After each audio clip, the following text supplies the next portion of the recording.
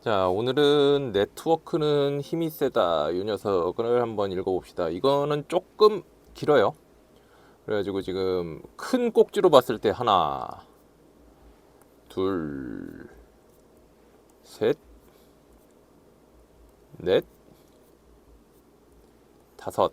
지금 총 5개의 꼭지로 이루어져 있는데, 그래서 우리가 저번에 얘기했던 것 같이 뭐 처음, 중간, 끝 요런 방식으로 나누기는 조금 어려울 것 같고, 어, 굳이 그런 식으로 나누어 보자고자 한다면 요 녀석이 처음이 되겠고, 세상은 복잡계 네트워크, 그리고 마지막 녀석 네트워크는 힘이 세다, 이 녀석이 끝 정도가 되겠죠. 그리고 이 중간에 있는 3개, 저기 도로를 막아야 교통 흐름이 나아진다, 그리고 교통 체증의 해결 방안에 관한 이론과 실제, 그리고 교통 체증과 네트워크, 요 세 녀석이 이제 중간 정도가 되겠죠. 자, 어떤 내용인지 한번 읽어봅시다. 이거는 그냥 일반적인 설명문이라고 보면 될 것 같은데. 자, 첫 번째, 자, 처음 부분에서 얘기하는 게 하나, 둘, 셋. 처음이 세 문단이에요. 자, 실제 세상인 사회와 인터넷을 비교한다면 뜬금없다는 생각이 들 만큼 성격이 다르대요. 근데 얘네가 한 가지 틀로 볼 수 있대요. 왜? 둘 다 사회도 그렇고 인터넷도 그렇고 네트워크래요. 왜? 네트워크는 점과 선으로 연결된 형태. 자, 그러니까 이런 정의가 있을 때는 항상 신경을 좀 쓰세요. 네트워크는 점과 선으로 연결된 형태래요. 자, 사회 네트워크는 뭐냐? 개인들이 점이 되고 그 사회 관계가 선이 되는 거죠. 그래가지고 가족, 친구, 직장 동료들이 선으로 연결된 네트워크가 되는데, 인터넷에서는 점이 컴퓨터고 컴퓨터를 연결하는 랜 케이블이나 기기를 연결하는 전자기파가 선이 된다는 거죠. 그래서 이것들이 네트워크가 된다는 거죠. 이 네트워크 이론에서는 점을 노드라고 하고 선을 연결선이라고 얘기를 한대요. 자, 그러면 1문단에서 얘기하는 거는 뭐냐? 이렇게 이렇게 얘기합시다. 네트워크의 정의하고, 그리고 네트워크 이론에 대한 소개죠.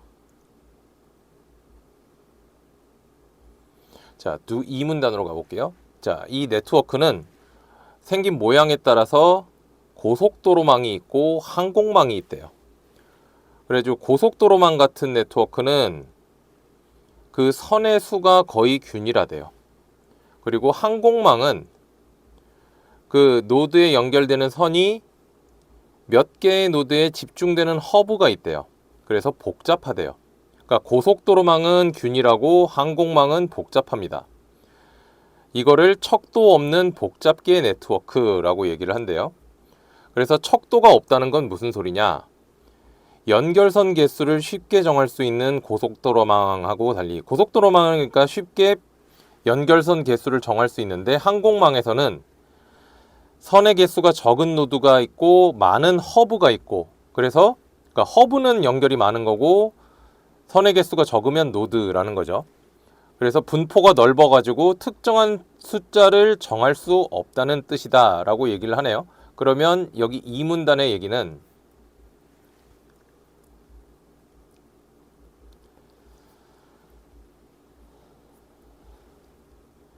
네트워크의 종류, 얘가 고속도로망이 있고 항공망이 있는데, 얘가 단순하 뭐라 그랬지? 얘가 균일하고, 단순하다 그러지 말고 균일하고, 얘가 복잡하죠.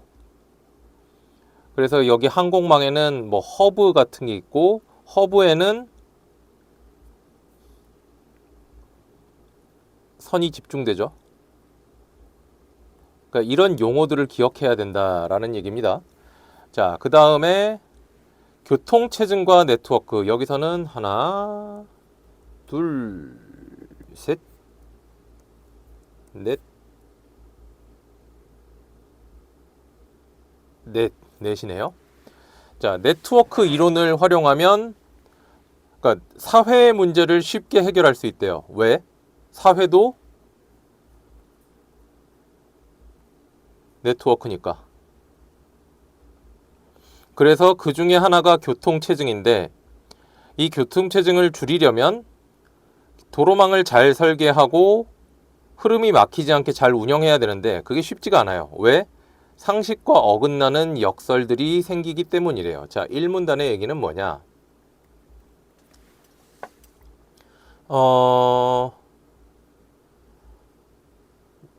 이거는 이 얘기를 해야겠군요. 그러면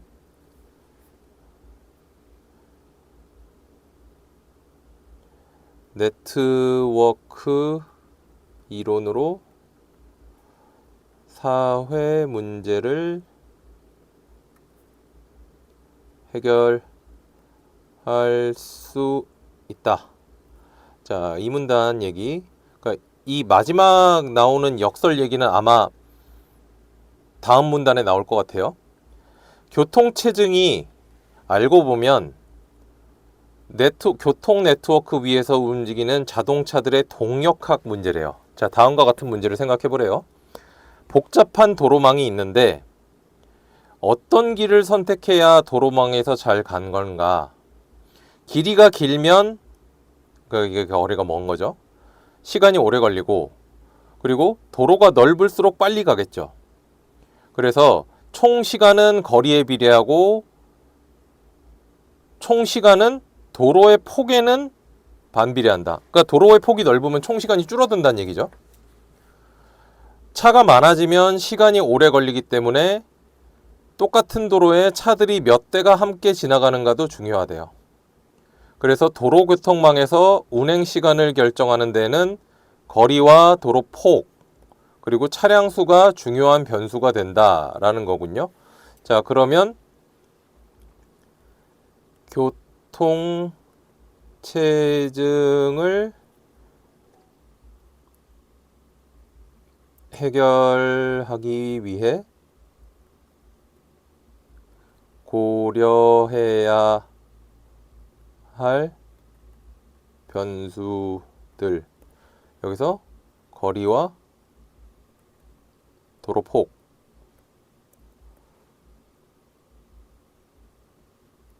차량수, 얘네를 고려해야 된다는 거죠. 자, 3문단. 자, 여기서 짚고 넘어가야 될 요소는 뭐냐? 절대적 최적화라는 게 있고 상대적 최적화라는 게 있대요. 자, 갑과 을에게 청바지를 하나 사와라 라고 했는데 갑은 6분 만에 사왔는데 을은 3시간이 걸렸다고 치면 수학적으로는 갑이 가장 좋은 선택인데 만족도를 고려하면 을이 가장 좋은 선택이 된대요. 그래서 3문단은 절대적 최적화와 상대적 최적화 개념.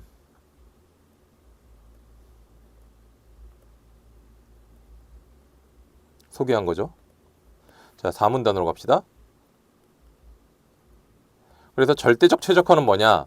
절대적 최적화는 수학적으로 가장 작은 값을 찾는 거고, 자, 상대적 최적화는 개인의 만족도가 가장 높은 값을 추구하는 거예요.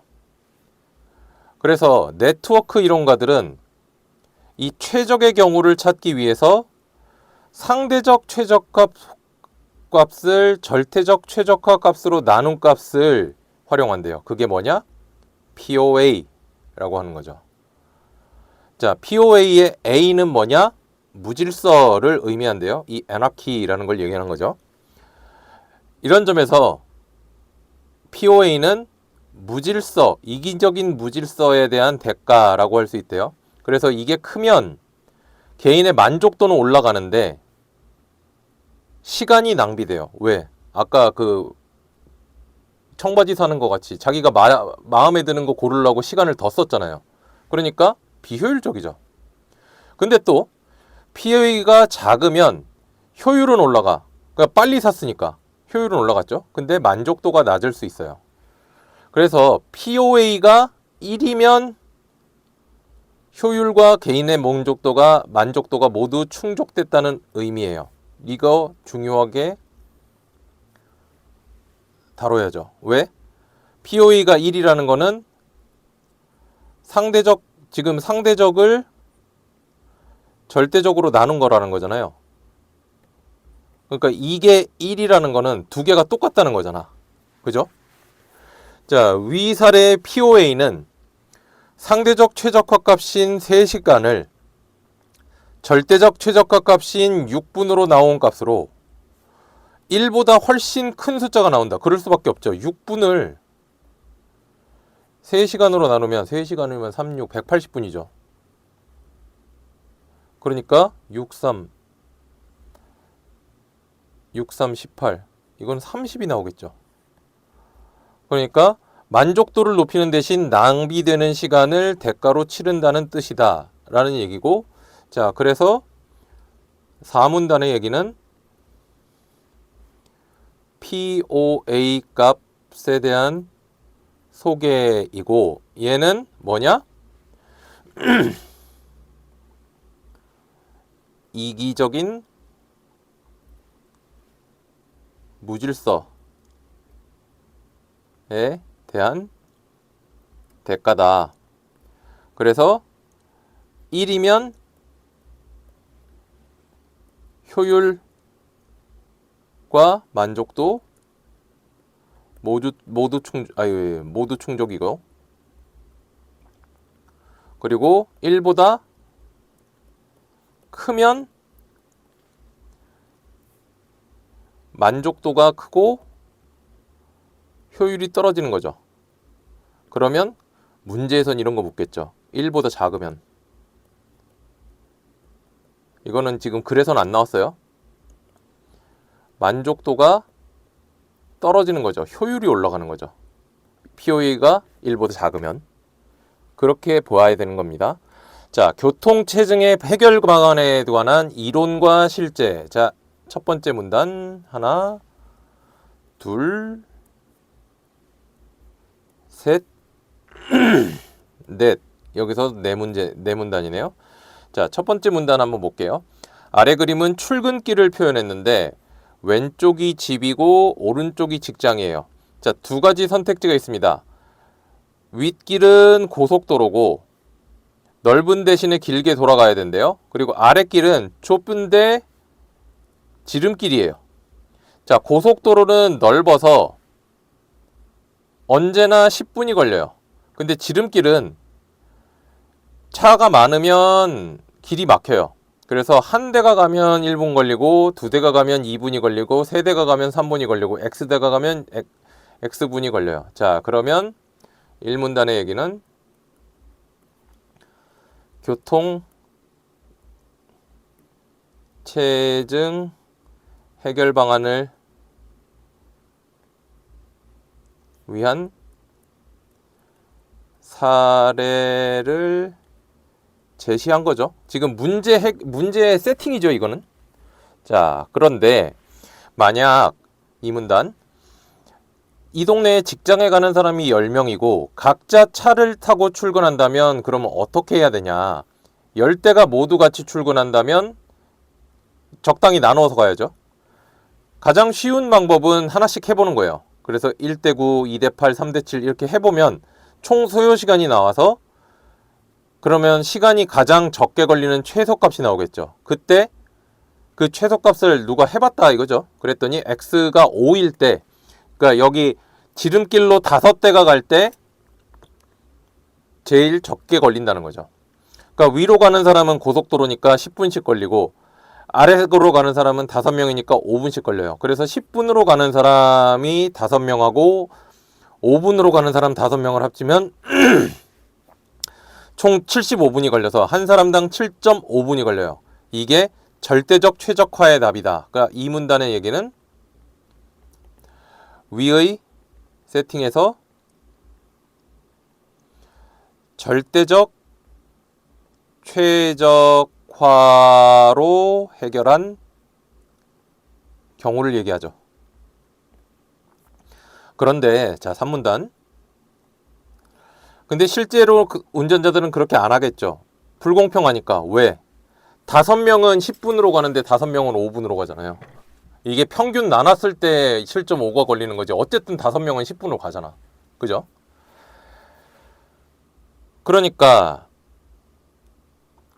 도로교통을 총괄하는 기관에서는 5대5로 질서 있게 나누어 가는 게 모두에게 가장 좋은 답이라고 하겠지만 개인한테는 이게 좋은 답이 아니죠. 그리고 한 사람만 그렇게 생각하지가 않겠지. 그러니까 두 번째 사람이 옮겨가면 지름길에는 총 7대가 돼서 7분이 걸리지만 고속도로로 갈 때마다 3분이 이익이죠. 고속도로로 가면 10분이니까. 그러니까 두 번째 사람도 지름길로 가게 되죠. 이렇게 되면 세 번째, 네 번째, 다섯 번째 사람까지 모두 지름길을 택하게 되죠. 그래서 10명이 다 10분씩 가게 돼요. 그러면 총 100분이 걸리죠. 그러면 아무도 고속도로로 안 가는 거죠. 그죠? 자, 그러면 위의 세팅에서 실제로 이 실제로라기보다는 상대적 최적화죠. 상대적 최적화로 해결한 경우.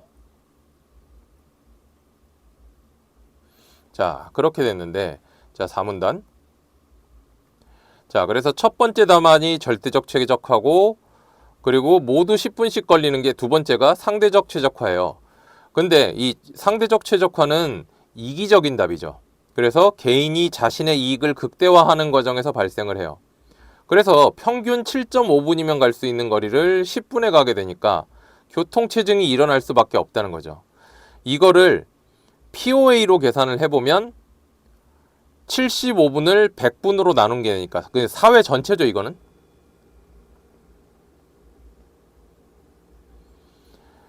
그래서 33%의 비용이 낭비되는 걸로 볼 수 있다는 거죠. 그럼 4문단의 얘기는 뭐냐 하면 절대적 최적화와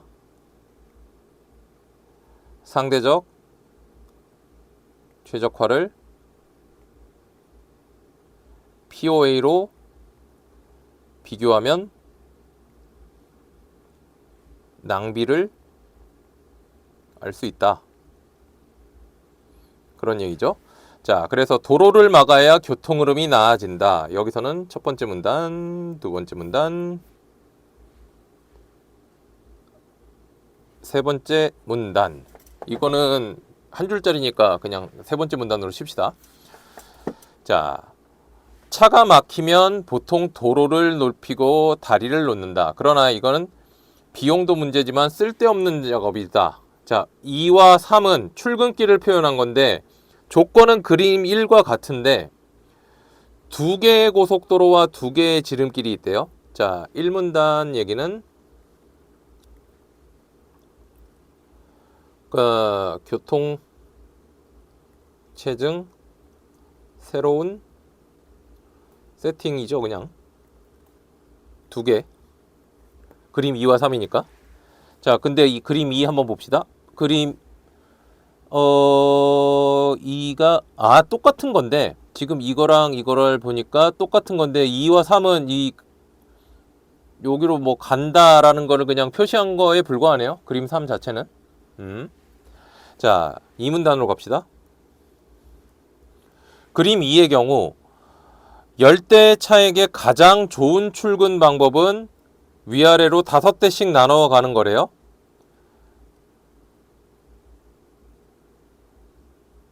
그러니까 그럼 그림 3은 지금 여기에 다리를 놨다는 얘기구나. 오케이. 자, 그림 2에서는 그림 2 아직 다리 안 놨어요, 여기. 윗길은 5명이 가기 때문에 5분이 걸리고 고속도로로 가는데 10분이 걸리니까 총 15분이 걸려요. 여기죠. 그러니까 10명이 모두 15분으로 공평하고 이거는 절대적 최적화도 150분이고 상대적 최적화도 150분이야. 그러니까 POA도 1이 돼요. 자, 완벽한 도로예요. 자, 2문단 그림 이의 뭐라 그럴까? 최적화 계산한 거죠.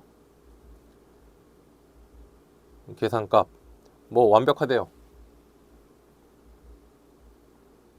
자, 그런데 만약에 시간을 단축시키겠다고 중간 지점을 연결하는 다리, 아까 지금 여기 3에 다리 놨죠? 다리를 놓으면 어떻게 되냐? 사람들이 다른 방식으로 가게 된대요. 자, 다리가 놓이는 바람에 사람들이 모두 지름길 한 곳으로만 몰리게 된대요. 그래서 X의 10분 또 X의 10분 해가지고 총 20분이 걸려요. 그래서 원래 150분 걸리는데 총합이 200분이 걸린대요. 그래서 원래 공평하고 효율적이던 도로가 다리를 건설하는 바람에 낭비와 교통체증이 더 생기게 된다는 거예요. 이거를 브라엑스 역설이라고 한대요. 자, 산문단 얘기는 뭐냐? 브라이스 역설인데, 브라이스 역설. 그러니까 다리를 건설. 그러니까 불필요한 간섭으로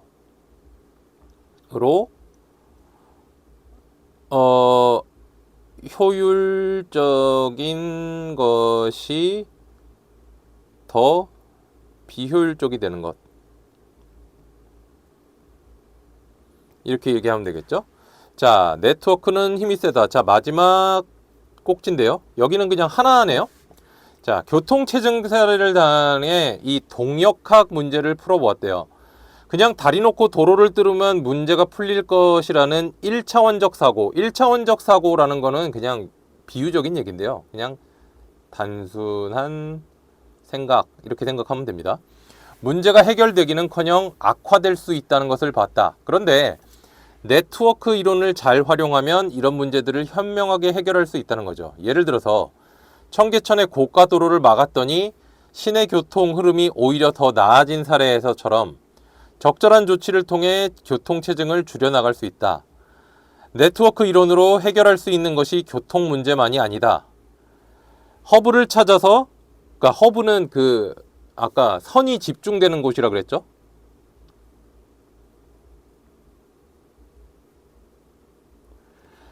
우선적으로 치료해서 전염병의 확산을 효과적으로 예방하거나 월드와이드웹 네트워크 구조를 파악해서 좋은 검색 결과를 쉽게 찾아내는 인터넷 검색 엔진을 개발하거나 바이오 네트워크를 분석해서 신약 후보 물질을 찾거나 입소문 마케팅을 활용해서 기업의 제품을 홍보할 때 등에도 많은 도움을 받을 수 있다라고 하는데, 자, 그러면 네트워크는 힘이 세다. 여기서 이 내용은 뭐냐?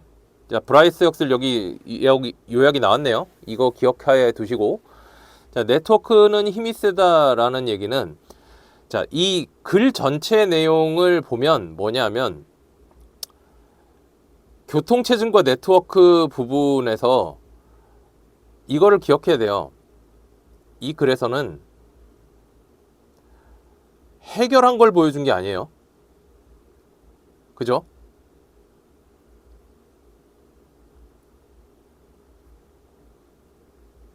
오히려 지금 여기 브라이스 역설을 보여준 거잖아요. 이 글에서는. 그죠? 그래서 네트워크 이론을 썼으면 다리를 안 놨을 거라는 거지.